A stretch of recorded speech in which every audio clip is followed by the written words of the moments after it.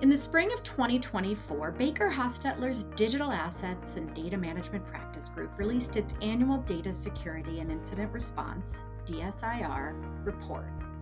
2024 marked the 10th anniversary of the report, which is now widely used by businesses all over the world to help develop their cybersecurity measures, incident response plans, and information governance practices. I'm Amy Kottman, and you're listening to Baker Hosts.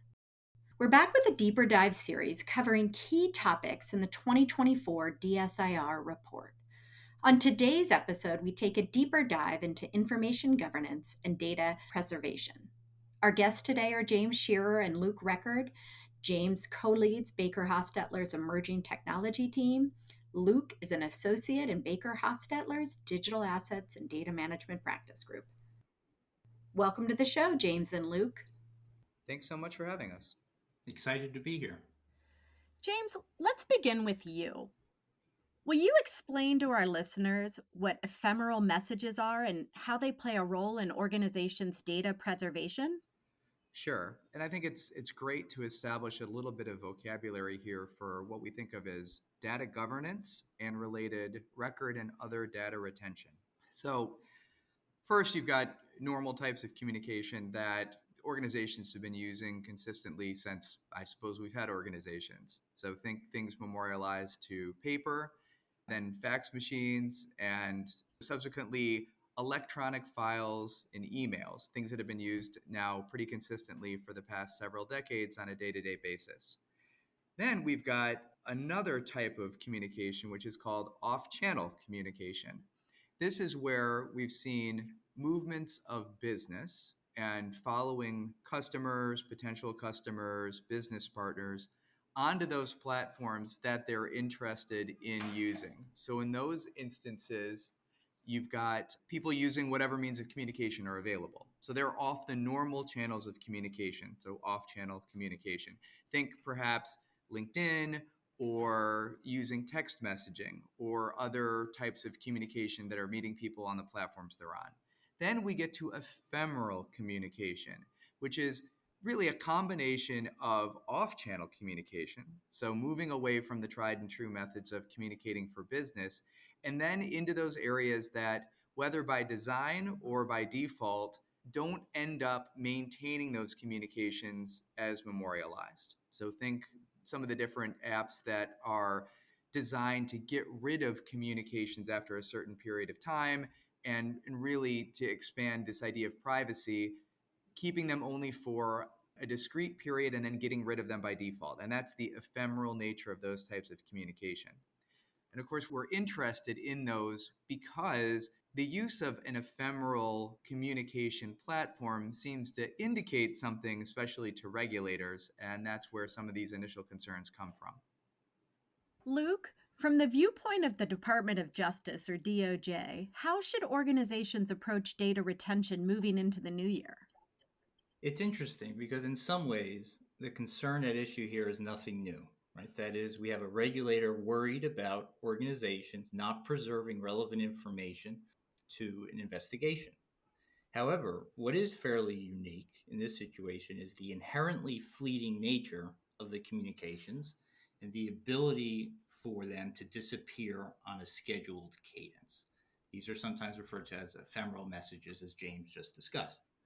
The DOJ has recognized the importance of context and how each industry may have different reliance on these sorts of messages. The critical thing is for an organization to be proactive in its preparation for how to respond to an investigation or even the anticipation of such an investigation, and have built within its system a comprehensive corporate compliance program that has the mechanisms needed to prolong the preservation of these ephemeral messages. It may behoove organizations to canvass their data environments well ahead of time to better understand the content that ordinarily goes through these sorts of platforms, perhaps using a similar exercise to what's referred to as data mapping in the privacy context. So the DOJ expects organizations to be deliberate in how they handle their information. And if there are any sort of auto deletion programs in place, to be able to provide a rationale justifying the respective retention periods for those messages. And the DOJ also expects there to be accountability when these sorts of protocols are not followed. So as James will elaborate in just a bit, one of the key policies to think about is what's called a bring your own device policy, which explains a set of expectations surrounding the handling of company information on personal devices as well as company equipment. And so much of this is really tied directly to both having information available and knowing contemporaneously what's going on. And it, again, key for ephemeral messages and the way in which they operate to make decisions about how they're going to operate and what might be retained. You have to make those decisions beforehand. You may not even have the opportunity to do it in the moment, and certainly not after the communications have gone away.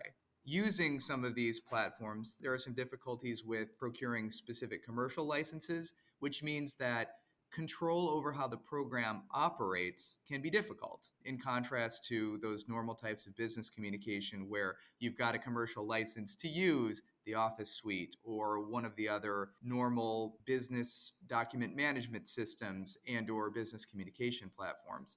So the expectation is not only that you've got a method by which you can maintain this information, but really how you've thought about it beforehand. And we've seen regulators and courts offer the truism that while they can't go back in time and look at what's going on, they can look at dates and when decisions were made. And if there is missing context, then one of the challenges may be, how do you prove that negative? How do you explain, yes, well, while there is communication that's missing, it truly wasn't harmful. The only way sometimes to prove out that something wasn't harmful or meant to be a deleterious action is to provide the communication. And that would prove it out. Absent that, there's a real challenge for organizations when responding to questions. Luke, how do other regulatory bodies like the Securities and Exchange Commission, or the SEC, and the Commodity Futures Trading Commission, or the CFTC, enforce information preservation? So while it's important for all organizations to think about the retention of these ephemeral messages and, quite frankly, all of their data, in particular industries such as the broker-dealer industry or investment advisor industry, there are a set of regulations prescribing a specific retention period for a particular set of communications. So, for example, broker-dealers must retain their client communications for a certain length of time. Sometimes it's 3 years, sometimes it's even longer than that.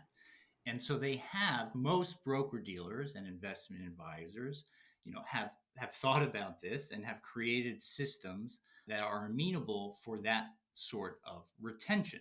As we've been discussing, however, perhaps it was during the pandemic when it became most prominent, but there was a shift in reliance on how these broker dealers were communicating with their clients. And some, whether it was inadvertent or perhaps deliberate, decided to use these other platforms which have these auto deletion programs, and the communications were not being retained for the regulatorily prescribed retention period. And so it's in this industry, which is regulated by the Securities and Exchange Commission, where we have seen robust enforcement and a number of multi-million dollar fines for failure to retain these client communications for the prescribed length of time.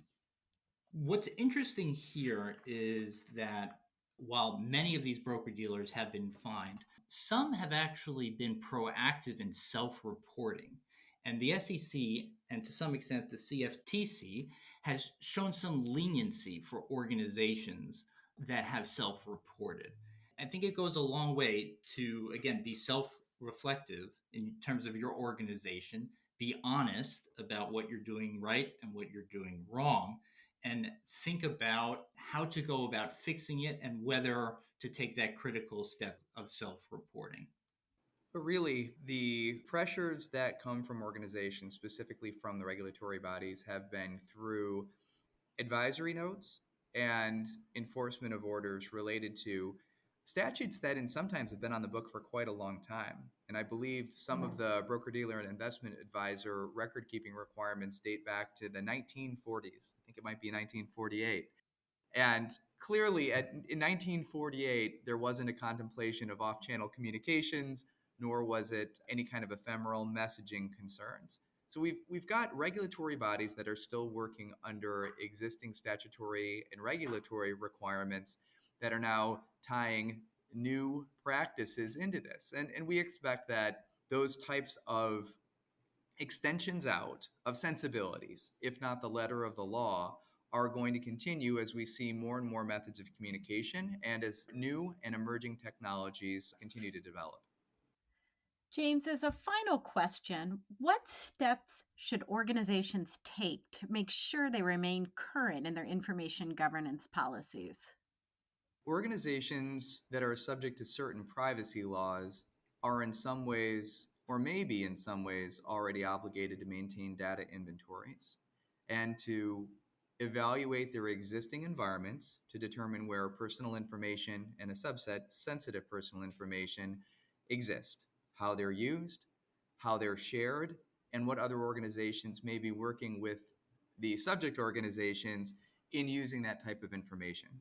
So, an extension out of existing practices and already existing regulatory obligations under other types of laws may help organizations to figure and determine better what types of platforms they're using. Likewise, representations under security programs, whether representations in contract or under audits related to SOC 2 Type 2 or ISO 27001, or even some of the NIST frameworks. You've got organizations that are undertaking the same types of exercises in different spheres that are going to help them build out a more comprehensive picture of what information the organization is creating, the platforms in which it's creating it, and then the parties to whom or with whom the organization is sharing that information. So a lot of the best practices likely already exist in other spheres within the organization. And our advice to clients, not legal advice here, but we're happy to offer it, is often use the existing infrastructure, find out what's already happening and what you're already doing. Then works backwards from those instances and determine if there are gaps that don't present. If there is a BYOD program or other technologies or platforms that are being used that aren't yet being picked up. And the way to find some of that information out is to move both from the inside out and the outside in. Look at what representations people are making about the organization. Look at what initiatives are being supported by the corporate expenses and see if those do or do not align with existing documentation. And then, as simple as it is, ask individuals how they're communicating. How is it they're keeping in touch? How is it they're reaching out? And this isn't a confrontational type of discussion. This is a conversation to make sure that organizations are supporting those frontline people who are really doing the business of the organization, who are making the profits or supporting the wherewithal of what the business is doing. Adding all of those steps together paints a much clearer and more comprehensive picture of a data map that also speaks to the patterns and practices of individuals who are using the resources and also where the information is going and how it's doing it. Well, this is great information. Thank you, James and Luke. Thanks so much for the opportunity. Pleasure to be here. If you have any questions for either of them, their contact information is in the show notes. As always, thanks for listening to Baker Hosts. Comments heard on Baker Hosts are for informational purposes and should not be construed as legal advice regarding any specific facts or circumstances. Listeners should not act upon the information provided on Baker Hosts without first consulting with a lawyer directly. The opinions expressed on Baker Hosts are those of participants appearing on the program and do not necessarily reflect those of the firm. For more information about our practices and experience, please visit bakerlaw.com.